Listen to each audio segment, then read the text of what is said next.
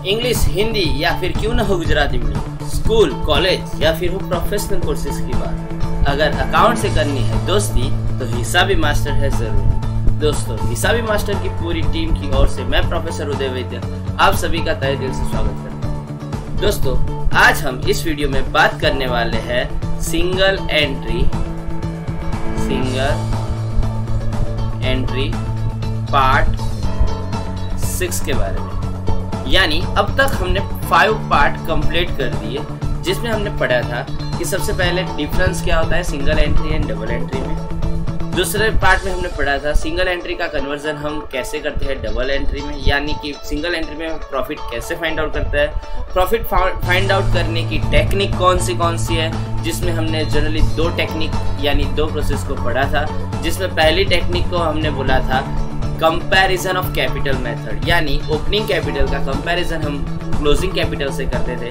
दोनों का जो डिफरेंस आता था उससे हम प्रॉफिट फाइंड आउट कर रहे थे। बाद में हमने 3rd वीडियो में पढ़ा सिंगल एंट्री का कन्वर्जन कैसे करते हैं डबल एंट्री में। दोस्तों, ये कन्वर्जन पढ़ाने से पहले मैंने आपको बताया था सिंगल एंट्री खुद ब खुद आधी अधूरी यानी कि इनकम्प्लीट रिकॉर्ड्स है। हमें सबसे पहले ये इनकम्प्लीट रिकॉर्ड को कंप्लीट रिकॉर्ड में कन्वर्ट करना है, यानी कुछ डिटेल ऐसी होगी जो हमारे पास अवेलेबल नहीं होगी, वो हमें अवेलेबल करनी पड़ेगी। तो कैसे करेंगे? तो उसके लिए हमने डेटर्स अकाउंट बनाने से हमें डेटर्स का opening balance, closing balance, debit से यानी क्रेडिट पे सेल कितना किया है, डेटर्स के पास से पैसे कितने मिले हैं, वो सारी डिटेल हम फाइंड आउट करते थे। कैसे फाइंड आउट करते थे वो हमने देखा वीडियो नंबर 3 पार्ट 3 में। पार्ट 4 में हमने पढ़ा बेस रिसीवेबल अकाउंट बनाने से बेस रिसीवेबल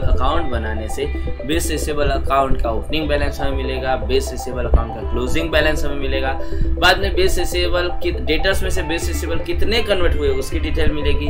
बाद में बेस रिसीवेबल ने कितने हमें पेमेंट किया, कितना पेमेंट किया, वो सारी डिटेल हमें बेस रिसीवेबल अकाउंट पर से मिलने वाली है। उसके बाद हमने बेस पेएबल अकाउंट के बारे में पढ़ा। बेस पेएबल यानी क्रेडिटर्स में से कितने बेस पेएबल में ट्रांसफर हुए, कितने पैसे हमें क्रेडिटर्स को कितने पैसे पे किए, साल के दौरान ओपनिंग बैलेंस क्रेडिटर्स का कितना था, क्लोजिंग बैलेंस बेस पेएबल का कितना था, वो सारी डिटेल हमने बेस पेएबल ऊपर से हमने ली थी। आज हम दोस्तों बात करने वाले हैं क्रेडिटर्स अकाउंट के बारे में। क्रेडिटर्स अकाउंट के बारे में। दोस्तों, creditors is a type of personal account. And what is the rules of personal account? Personal account का रूल क्या था दोस्तों? Debit the receiver,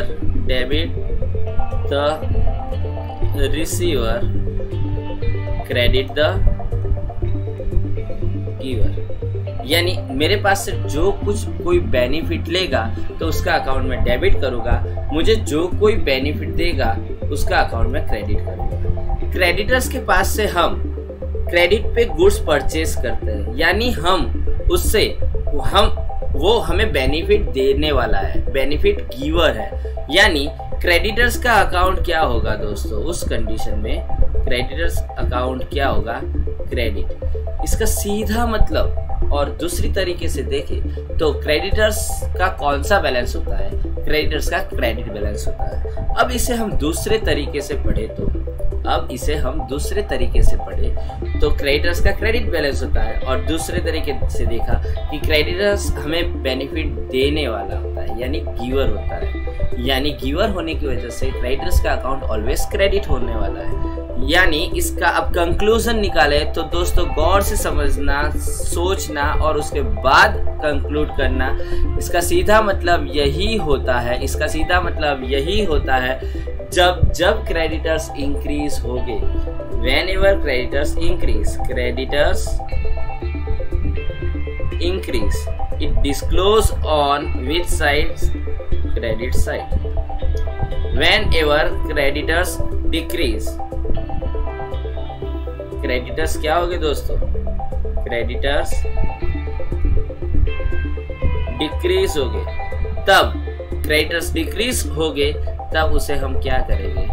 debit. यानी जब जब क्रेडिटर्स बढ़ेंगे तब हम उसे क्रेडिट साइड डिस्क्लोज करने वाले हैं, जब जब क्रेडिटर्स कम होंगे हम उसे डेबिट साइड डिस्क्लोज करने वाले हैं। फिर से दोस्तों रूल समझना ज़रूरी है, जब जब क्रेडिटर्स इंक्रीज होंगे हम उसे क्रेडिट साइड पे डिस्क्लोज करेंगे, जब जब क्रेडिटर्स डिक्रीज होंगे हम उसे डेबिट साइड पे डिस्क्लोज करने वाले हैं। दोस्तों ये तो था अकाउंट प्रिपेयर करने का तरीका, ये तो था अकाउंट प्रिपेयर करने का तरीका। लेकिन ये अकाउंट हमें क्यों बनाना है, क्यों प्रिपेयर करना है? दोस्तों ये अकाउंट प्रिपेयर करने से हमें क्या बेनिफिट होने वाला है? तो सबसे पहले अगर मैंने क्रेडिटर्स अकाउंट प्रिपेयर किया तो मुझे कौन सी इंफॉर्मेशन मिलने वाली है? सबसे पहले क्रेडिटर्स का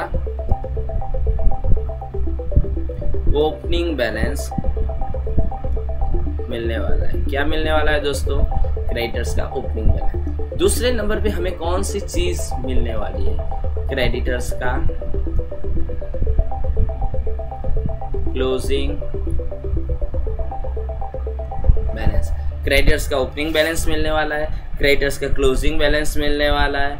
बाद में हमें क्या मिलेगा? साल के दौरान हमने कितना गुड्स क्रेडिट परचेज किया, credit purchase during the year, यानी साल के दौरान हमने कितना गुड्स परचेज किया। फिर से बोल रहा हूँ दोस्तों, क्रेडिटर्स अकाउंट हम क्यों बना रहे हैं? सिंगल एंट्री खुद ब खुद आधे ट्रांजैक्शन हमें प्रोवाइड कर रहा है क्योंकि वो इनकम्प्लीट रिकॉर्ड्स प्रोवाइड कर रहा है। इनकम्प्लीट रिकॉर्ड होने की वजह से हमें रिकॉर्ड खुद कंप्लीट करने पड़ेंगे, यानी कुछ अकाउंट ऐसे हो गए जो हमें हेल्प करने वाले हैं, जिसमें से आज हम पढ़ रहे हैं क्रेडिटर्स अकाउंट के बारे में। अगर मैंने क्रेडिटर्स अकाउंट अच्छी तरीके से बनाया तो मुझे कौन सी चीज़ मिलने वाली है? सबसे पहले मुझे मिलने वाला है क्रेडिटर्स का ओपनिंग बैलेंस। दूसरे नंबर पे मुझे क्या मिलने वाला है? क्रेडिटर्स का क्लोजिंग बैलेंस। थर्ड नंबर पे मुझे क्या मिलने वाला है? थर्ड नंबर पे मुझे मिलने वाला है credit purchase during the year. Fourth number पे कैश पेड टू क्रेडिटर्स, यानी कि साल के दौरान हमने क्रेडिटर्स को कितना कैश पे किया। यानी अगर मुझे 4 डिटेल कहीं भी अवेलेबल नहीं है तो कहाँ से अवेलेबल होगी?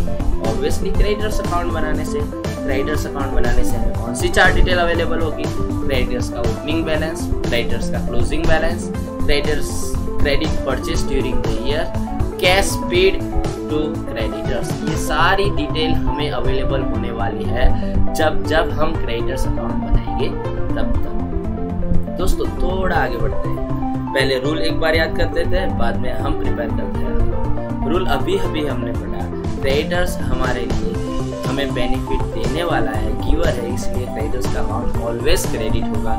यानी क्रेडिटर्स इंक्रीज हो गए, क्रेडिटर्स इंक्रीज हो गए,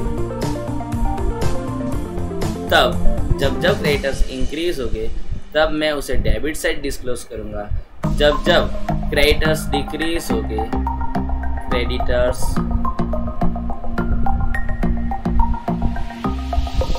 डिक्रीज हो गए, तब मैं उसे क्या करने वाला हूं दोस्तों? तब मैं उसे क्रेडिट करने वाला हूं। दोस्तों सिंपल रूल है, जब क्रेडिटर्स इंक्रीज हो गए मैं उसे, गलती हुई है दोस्तों, रिवर्स, इंक्रीज हो गए तब मैं क्रेडिट करूंगा, डिक्रीज हो गए तब मैं डेबिट करूंगा, क्योंकि creditors is a types of personal account, creditors is a type of personal account और क्रेडिटर्स मुझे बेनिफिट देने वाला है, गिवर है।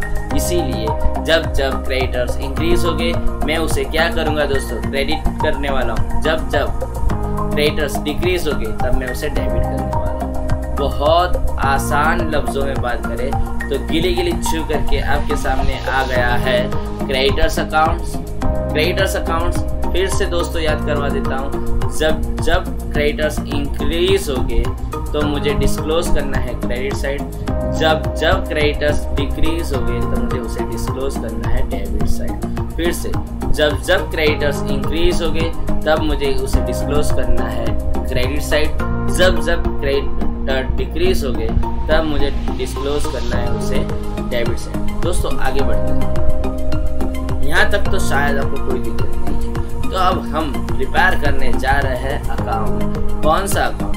हाँ, अभी दोस्तों प्रिपेयर करने जा रहे हैं क्रेडिटर्स अकाउंट स्पेशल आपके लिए। दोस्तों स्टार्ट करते हैं क्रेडिटर्स अकाउंट। क्रेडिटर्स अकाउंट में सबसे पहले हम बात करने वाले हैं क्रेडिट साइड के बारे में। यानी क्रेडिट साइड हम लिखने वाले हैं सारे इंक्रीजिंग आइटम,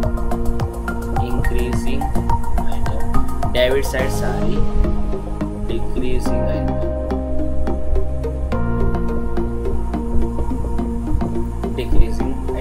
ओके दोस्तों स्टार्ट करते हैं सबसे पहले क्रेडिट साइड हम वो सारी चीजें लिखेंगे जिससे क्रेडिटर्स इंक्रीज होंगे। सबसे पहले हमें लिखना है ओपनिंग बैलेंस। सबसे पहले दोस्तों हमें क्या लिखना है? ओपनिंग बैलेंस यानी स्टार्टिंग बैलेंस। पिछले साल कितने क्रेडिटर्स ऐसे थे जिसको हमने पेमेंट नहीं किया, वो सारे हमें लिखने हैं ओपनिंग बैलेंस में। सेकेंड नंबर पे हमें क्रेडिटर्स बढ़ने का रीजन कौन सा रहेगा? क्रेडिटर्स बढ़ने का रीजन रहेगा जब मैं गुड्स क्रेडिट परचेस करूंगा। यानी मुझे यहाँ लिखना है सेकेंड नंबर पे क्रेडिट परचेस। यानी जब मैं गुड्स क्रेडिट परचेस करूंगा तब तक मुझे वो लिख देना है क्रेडिटर्स अकाउंट की क्रेडिट साइड। कहाँ लिखना है? क्रेडिटर्स अकाउंट की क्रेडिट साइड। थर्ड नंबर पे मुझे कौन सी चीज? वैसी सारी चीजें जो जिससे क्रेडिटर्स इंक्रीज हो गए। तो दोस्तों मुझे एक बात बताइए, मेरा एक पुराना क्रेडिटर्स है जिसको मैंने कन्वर्ट कर दिया था बिल्स पेएबल में। क्रेडिटर्स कन्वर्ट हुए थे बिल्स पेएबल में। अब ऑन द मैच्योरिटी डेट मेरे पास पैसे नहीं है तो मैं उसे पैसे नहीं दूंगा। बिल्स पेएबल कैंसिल हो जाएंगे। बिल्स पेएबल क्या हो जाएंगे दोस्तों? कैंसिल हो जाएंगे। बिल्स पेएबल क्या हो जाएंगे? कैंसिल हो जाएंगे। बिल्स पेएबल कैंसिल हो जाएंगे और वो क्या बन जाएंगे? क्रेडिटर्स। क्रेडिटर बनने की वजह से मेरा क्रेडिटर्स का बैलेंस अप होने वाला है। मेरे क्रेडिटर्स का बैलेंस अप होने वाला है। क्रेडिटर्स का बैलेंस अप होने की वजह से क्रेडिटर्स का बैलेंस अप होने की वजह से मैं उसे डिस्क्लोज करूंगा क्रेडिट साइड।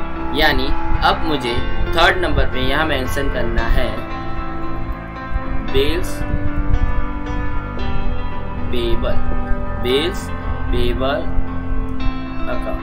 क्या मेंशन करना है दोस्तों? Bills payable account. और यहाँ लिखना है बिल्स डिसऑनर।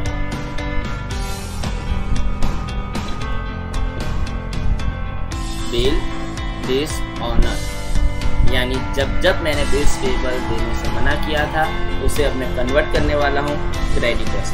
ओके, सबसे पहले ओपनिंग बैलेंस लिखा, बाद में परचेस करने से क्रेडिटर्स बढ़े, बाद में बिल्स पेएबल देने वाला था पैसे, मैच्योरिटी डेट पे मेरे पास पैसे नहीं है इसीलिए वो भी मेरा क्रेडिटर्स के बैलेंस में इंक्रीज हो गया। उसके बाद अगर कोई क्रेडिटर्स मुझसे इंटरेस्ट डिमांड कर रहा है, अगर कोई क्रेडिटर्स मुझसे इंटरेस्ट डिमांड कर रहा है, अगर कोई क्रेडिटर मुझसे इंटरेस्ट की डिमांड कर रहा है और मुझे वो इंटरेस्ट देना पड़ेगा तब मेरे क्रेडिटर्स इंक्रीज हो जाएंगे। क्रेडिटर्स इंक्रीज हो गए, क्रेडिटर्स इंक्रीज हो गए, क्रेडिटर्स इंक्रीज हो गए, मुझे लिख देना है मेरे क्रेडिटर्स की क्रेडिट साइड। सिंपल है दोस्तों, यहाँ तक आपको कोई डाउट शायद नहीं रहेगा। दोस्तों ये थी हमारी क्रेडिट साइड। अब हम बात करने वाले हैं डेबिट साइड के बारे में। किसके बारे में बात करने वाले हैं दोस्तों? Debit side. चलिए दोस्तों बात करते हैं डेबिट साइड। सबसे पहले डेबिट साइड क्या लिखना पड़ेगा? तो सबसे पहले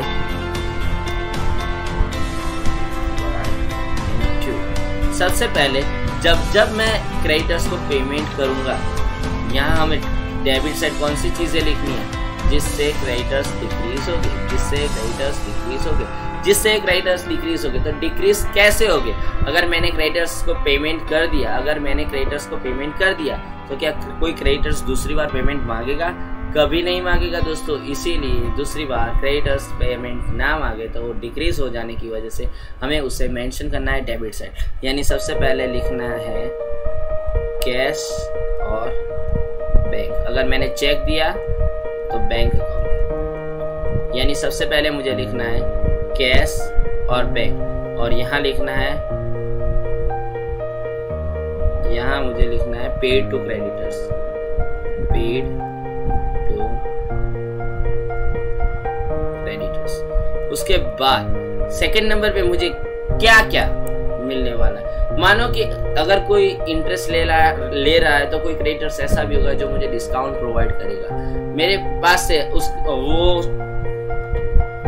5,690 रुपीज वो अगर मुझसे मांग रहा है, लेकिन मैं 5,500 ही पे कर रहा हूँ और बोल रहा हूँ अब मेरा हिसाब सॉर्ट आउट कर दे, तो मैंने 5,690 में से पेमेंट किया 5,500, यानी 190 रुपीज का कम पेमेंट किया। दोस्तों 1,190 रुपीज का पेमेंट कम किया, 190 रुपीज का पेमेंट कम किया।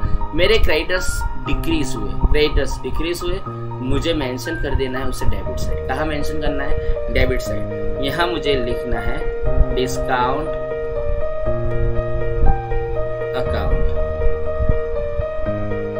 ओके, उसके बाद अगर किसी क्रेडिटर्स ने मुझे बिल्स भेजे और मैंने बिल्स एक्सेप्ट किए, बिल्स भेजे और बिल्स अगर मैं एक्सेप्ट करता हूँ तो वो मेरे लिए क्रेडिटर्स नहीं रहेगा, वो मेरे लिए क्या बन जाएगा?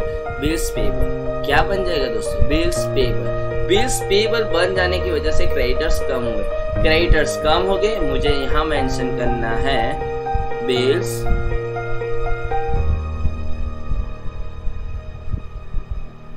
पेबल अकाउंट, यानी कि अब वो मेरे लिए क्या बन जाएगी दोस्तों? अब वो मेरे लिए क्या बन जाएगी? वो मेरे लिए बिल्स पेबल बन गए, क्रेडिटर्स ज्यादा नहीं है।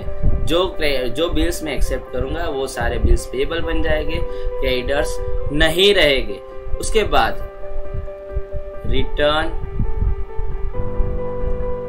आउटवर्ड। दोस्तों मानो कि मैंने एक्स पर्सन के पास से 5,000 रुपीज का गुड्स परचेज किया, 5,000 रुपीज के गुड्स में से 2,000 रुपीज का गुड्स डिस्ट्रॉय था, यानी कुछ गलत फहमी से गलत मार आ गया था, या तो गुड्स डिस्ट्रॉय हो गया था। अब डिस्ट्रॉय हुआ गुड्स मैं एक्सेप्ट करूंगा नहीं, तो वो मैं क्या करूंगा? ऑब्वियसली रिटर्न करने वाला हूँ। रिटर्न करने से क्या मुझे एक्स पर्सन को 5,000 देने पड़ेगी? नहीं, क्योंकि मैंने परचेज किया हुआ गुड्स रिटर्न कर दिया है। परचेज किया हुआ गुड्स रिटर्न करने की वजह से क्रेडिटर्स डिक्रीज हो गए, क्रेडिटर्स डिक्रीज हो गए, तो उसे मेंशन करना है डेबिट साइड। कहाँ मेंशन करना है दोस्तों? Debit side. ओके, आगे बढ़ते हैं दोस्तों।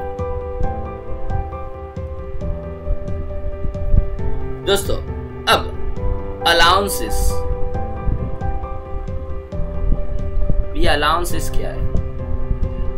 मानो कि मेरे क्रेडिटर्स ने मुझसे कोई सर्विस मांगी और मैंने सर्विस पे की, तो क्या मैं फ्री में करने वाला हूँ? कभी नहीं। अगर कोई क्रेडिटर्स ने मुझसे सर्विस की डिमांड की तो मैं सर्विस के पैसे उससे डिमांड करने वाला हूँ, उससे मैं पैसे मांगने वाला हूँ, उससे मैं पैसे मांगने वाला हूँ। क्रेडिटर्स डाउन होने वाले हैं, मुझे मेंशन करना है उसे डेबिट साइड। बहुत अच्छे से दिमाग में घुस रहा है, मजा भी आ रहा है, तो बताइए, और अच्छे से इस वीडियो को लाइक करके चैनल को सब्सक्राइब करना मत भूलना। दोस्तों आगे बढ़ते हैं। Bills receivable and bills receivable. चलो आगे बढ़ते हैं बिल्स रिसीवेबल के बाद। दोस्तों बिल्स रिसीवेबल यहाँ कहाँ आ गया? अगर बिल्स पेएबल, क्रेडिटर्स तो ट्रांसफर होता है बिल्स पेएबल में दोस्तों, लेकिन गौर से समझिए, एक्स बंदा है एंड वाई बंदा है, एक्स बंदा एंड वाई बंदा। एक्स बंदा मेरे पास से पैसे मांग रहा है, वाई बंदे को मुझे पैसे देने वाला है, मुझे पैसे देने हैं। यानी वाई बंदे के पास से मेरे पास कुछ बिल्स आए हैं, कुछ बिल्स मुझे मिले हैं, मुझे पैसे लेने हैं उसके, इसीलिए वाई बंदे के लिए मेरे पास जो बिल्स आए वो मेरे लिए है बिल्स रिसीवेबल। लेकिन एक्स बंदा मुझसे डिमांड कर रहा है, पैसे मांग रहा है, यानी वो मेरे लिए क्रेडिटर्स है। अब वाई बंदे के पास से जो पैसे बिल्स मुझे मिले हैं वो मैं ट्रांसफर कर दूं वाई बंदे को। किसको? वाई बंदे को। अगर ये वाई बंदे को मैं पैसे देने वाला हूँ, ये वाई बंदे को मैं पैसे देने वाला था, इसलिए क्रेडिटर्स था, लेकिन मैंने उसे अब क्या पे कर दिया, बिल्स रिसीवेबल। जो वाई बंदे से मुझे बिल्स मिले थे वो मैंने ट्रांसफर कर दिए एक्स बंदे को, यानी अब मुझे दूसरी बार एक्स बंदे को कोई पैसा देना नहीं है, कोई पैसा देना नहीं है, कोई भी पैसा देना नहीं है, यानी क्रेडिटर्स डिक्रीज हुए। क्रेडिटर्स डिक्रीज होने की वजह से दोस्तों, क्रेडिटर्स डिक्रीज होने की वजह से हम यहाँ डिस्क्लोज करेंगे बिल्स रिसीवेबल, यानी मेरे पास से बिल्स रिसीवेबल चले गए और क्रेडिटर्स डिक्रीज हो गए। दोस्तों अब लास्ट में क्या बचा, लास्ट में बचा बैलेंस